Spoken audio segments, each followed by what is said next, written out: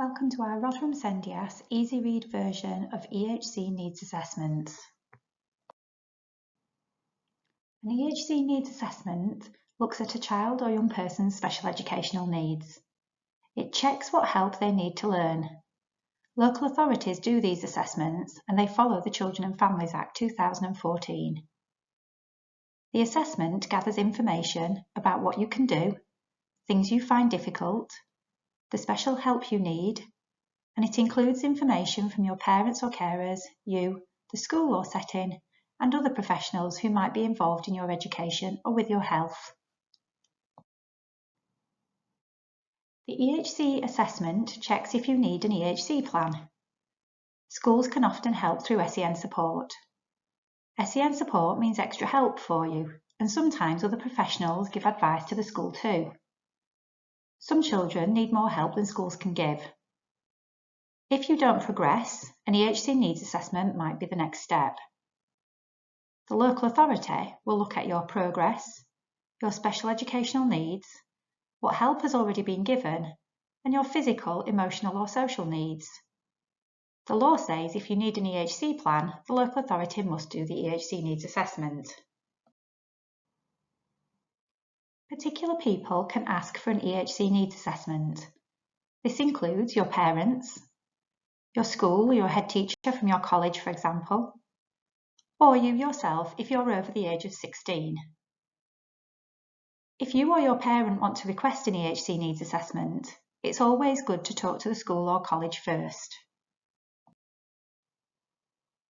Other people or services, such as doctors or health visitors, can also suggest an EHC Needs Assessment too, but this isn't quite the same as asking for an EHC Needs Assessment. When the local authority gets a request for an EHC Needs Assessment, if you're over 16, they must tell you. If you're under 16, they will tell your parents. The local authority have 6 weeks to decide on the assessment, and they may ask you, the school, or others for information, and they'll take a look at all the information that they gather. They must tell you if they will start the assessment or not, and if not, they'll explain that you have your right of appeal, and they must tell you about disagreement resolution and mediation and how to get more information and advice and support. If the assessment goes ahead, they will write to you, particularly if you're over 16. If you're under 16, they'll write to your parents.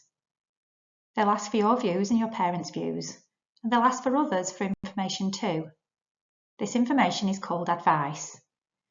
It includes your needs, the desired outcomes for you, the help needed to meet your needs, and the local authority must ask advice from your parents or you if you're over 16, the school or college, an educational psychologist, and health professionals.